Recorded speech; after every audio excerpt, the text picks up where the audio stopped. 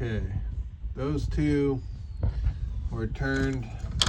A little one, this little wrench, the big one with this bigger wrench. You don't even necessarily need the extension, but it works too. All right, a little too much for that guy, but just one good crank of the hand, not too tight. I did leave them. Let's go see driver's side. Let's see if we can get it without taking everything apart. I think we can. Right there. Alright, well I'm just gonna tie this guy out of my way. I was gonna disconnect it, but I really don't want to deal with leaks or fluid coming out. So, coolant line goes. So I'm going to try to simplify it.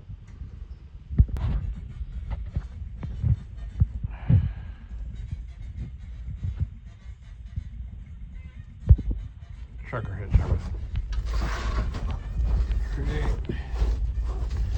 Now let's see if I can work around the big plastic guy. Where's that motor mount at? There it is, right there. So now I just need to access it. That or maybe try disconnecting this hose right here. I wonder if I disconnect this, if it'll come apart easily or if it'll be a pain in the butt to get back together. But I'm going to try to get to that mount without having to mess with this. So I need this a little more out of the way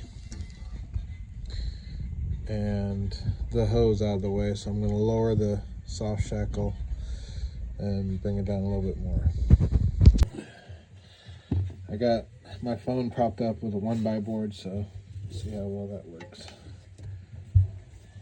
Anyway, let's just get rid of the tension.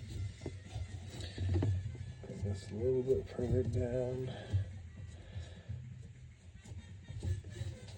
Okay, let's try there. Now I think I need to retie it entirely. Let's make it a lot smaller.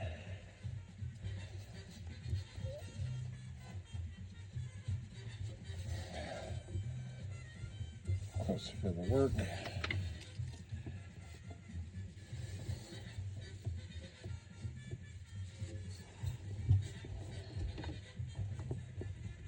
I don't want to stress this hose too much, but it's nice and soft and old, it can take it.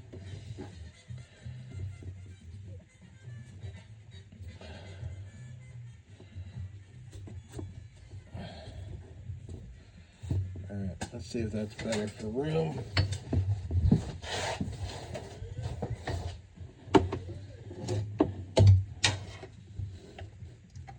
Much better.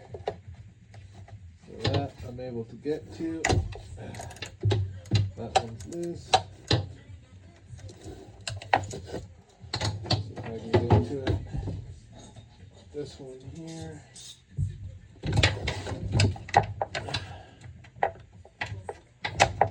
Just a little more.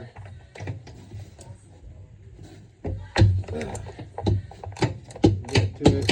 If I made this just a skosh longer, about what's that? Couple, not even a, so hard to tell measurements in these angles. About another inch. If I can get another inch, then I can raise this right in between this big area. Let's see if we can do that.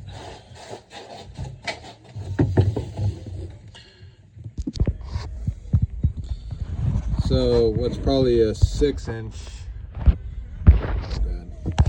probably a 6-inch extension with a short bit gets you perfectly into this crevice right here between this hard plastic and that guy to work on that one. So I'm gonna get these loose out and see about raising this engine a little more somehow.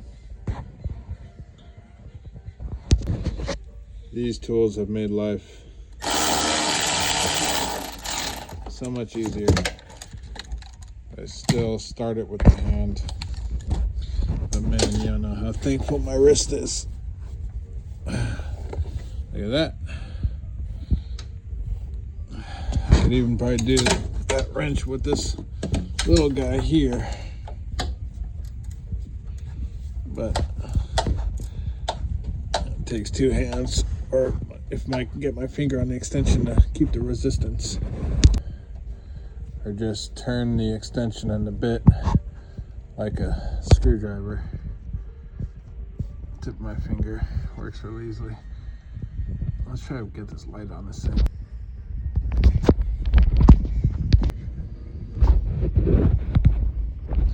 Anyway, I was trying to get the light to work on my cone. But yeah, just turn that by hand. Stupid video. Once you got it loosened up, I need to clean my phone or something. I don't know why it won't focus. Focus, damn it. There it goes. Anyway, this is the side that lifted all the way up easily when I was jacking. My concern is I have nothing lined up, so when I come back down, lining everything up by myself, that's going to be hard. So hopefully I can get a hand, just a set of eyes. Besides my 7-year-old. But you know what? He might be really good for it, actually. I forgot about this light. Anyway, so that's the one that lifted up easily. But the issue now is jacking it up higher, because you got to be able to clear this thing and pull this out. And I did have my driver front was broken, as in it fell apart, so it was separated, and that's what would let the engine lift like that. But as far as I can tell, the only thing that's really holding these things together is adhesive. Like, it's not one solid piece of metal of the threaded rod to this top metal. So I'm pretty surprised. Then again, maybe I'm not. So I have the rope and the strap as fail safes, and also adjust.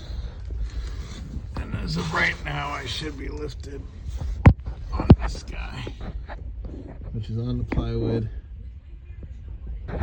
So let's see what happens. I'm just gonna jack it up and go back and forth between checking.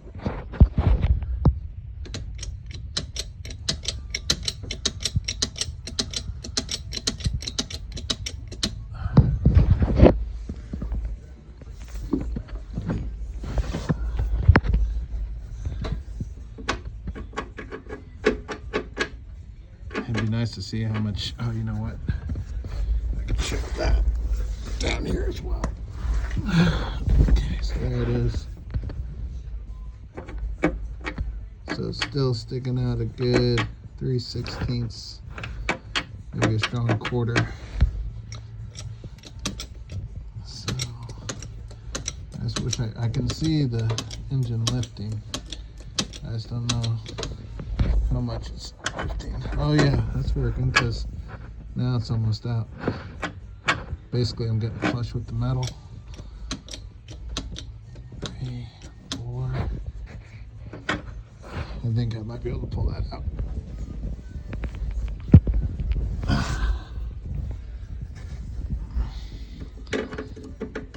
Okay, I could get this one out, but it has a shorter stem, so I might have to go up even more to get the newer one in.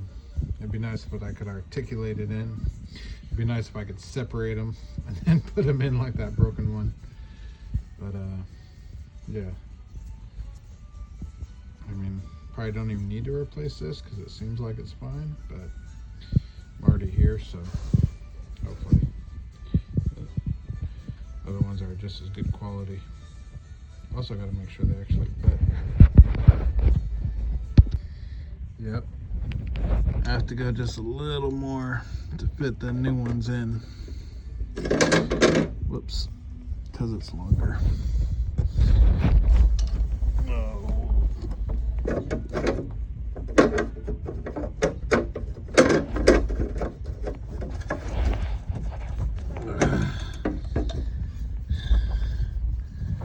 Just a little bit more. Can almost slip this underneath, but I can't start it in the hole. Let's try to get the other one out though first. So the main thing I've been worried about is hurting other parts of this engine. You know, like this thing's connected still and everything's still connected, and oh, look at that. That's not supposed to be ripped. Maybe that's what's making that noise. See how warped that guy is? Well, maybe you can't, but I can. Anyway, I wonder if that's what's all the chatter when I hit the brakes. That old boat. Let's try to get this out of the way. Well, I tried to push it from underneath. I gotta go a little bit more. 5, 6, 7, 8. Who do we appreciate? The Rhino.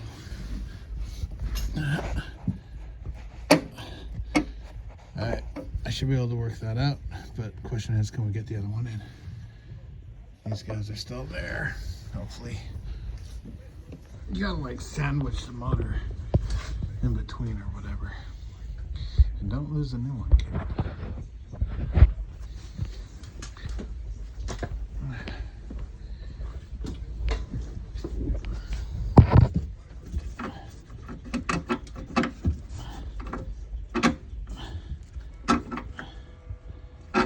Okay, that one's out. And it doesn't seem broken either. I had a feeling the back ones don't endure as much stress. But then again, the back one's the one with the cracked plate, so maybe I'm wrong about that. So this one I know is for the other side. At least it matched the other one. Now I'm getting weird and stuff, I better not do that. Yeah. So let's just set you there. Let's get this last one here.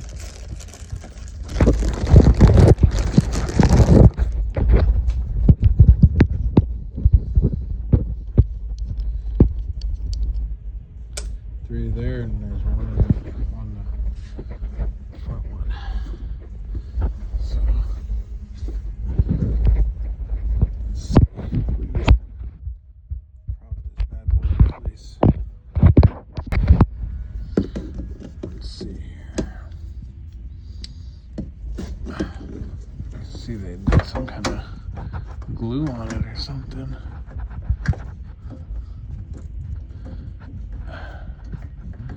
And I just need to get a little bit taller. A little bit taller.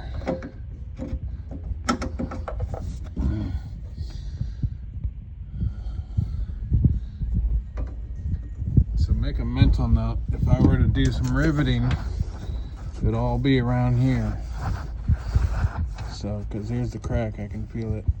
It's getting closer to this peak, which we don't want it to go past that peak at all. If it gets into this peak, then that's where it really gets structurally bad. So drill a hole like Yamaguy said. Yamaguy. Someone put some anti-seize or something down here at one point. By the looks of it, old silicone gasket maker or whatever, I don't know. But I could do rivets. Hell, I could even feed some bolts, but I don't like the idea of threaded stuff. I don't know. Loctite maybe. Rivets or the glue. Glue I'm kind of on the fence about, but this stuff can hold pretty good actually. So we'll see. I need to be able to make a phone call. And I can't while making this a video. And it's about 15 minutes right now. So I I just have to do another video to conclude the saga of what's hard to find on the internet. Of course, you're looking at this video and it just looks like a bunch of junk, especially with my background. But yeah, gonna have it, folks. Peace out.